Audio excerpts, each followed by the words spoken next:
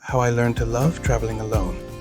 I used to think solo travel was only for the really brave people, the kind who climb mountains barefoot or sleep in the jungle just because they can. But there came a time when I had to make a choice to take the trip alone or keep waiting for my friends, who always seemed to have a reason to stay behind. Money, office leave, family obligations, their list was endless. I am sure you know exactly what I mean.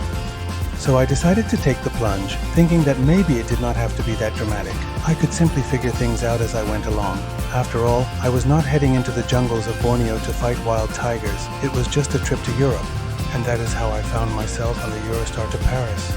Sure, I did not have anybody to go sightseeing with, but after a while I started wondering why I thought I needed anyone.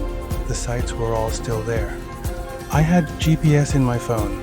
Flying solo just meant I could decide which landmarks to see, how far to walk, where to stop for lunch, and when to call it a day. It felt surprisingly invigorating. I ended up walking for miles along the Seine and loving every second of it. Once I had done it, it felt like I had unleashed a monster. I started planning trips the way some people impulse buy shoes. One evening, I was sitting at my desk with a cup of tea, and my eyes fell on a box of Belgian chocolates I had picked up the day before.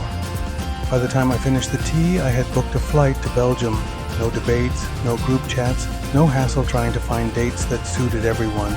Just a quiet little decision between me and my laptop. Of course, it was not all perfect. There were nights when I sat in a restaurant feeling a little awkward, stirring my soup while couples chatted around me.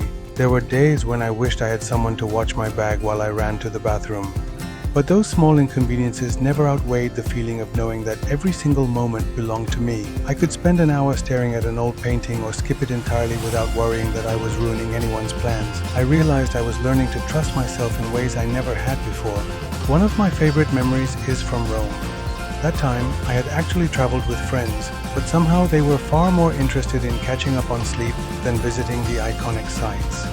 So I found myself standing in a mile-long queue at the Colosseum at 6:30 in the morning. I thought about how I would never have done this on my own a year earlier. In traveling solo, I had discovered parts of myself I did not know were there. Every trip made me a little more confident and self-reliant. It's an amazing feeling. Solo travel has its own rewards. You talk to strangers much more. You feel immersed in the culture in a way that is almost impossible when you are surrounded by your own group. You feel the heartbeat of a place with your whole attention, without the bubble of familiar voices around you. You experience everything 100% with no safety net, nobody to translate for you, and nobody to hold you back from doing exactly what you want. Of course, it is not all easy. Sometimes you miss having someone to chat with over lunch. You come across something incredibly beautiful and wish you could share it with someone without having to post it on Instagram. When you travel alone, every freedom belongs to you, but so does every responsibility. You are the travel agent, the tour guide, the ship's doctor, and the administrator. There is nobody to tell you that you took a wrong turn half a mile back, and nobody to search for cool restaurants on your behalf. If you have been thinking about taking that solo trip, this is your sign. You don't have to be fearless or particularly adventurous. You just have to be willing to go.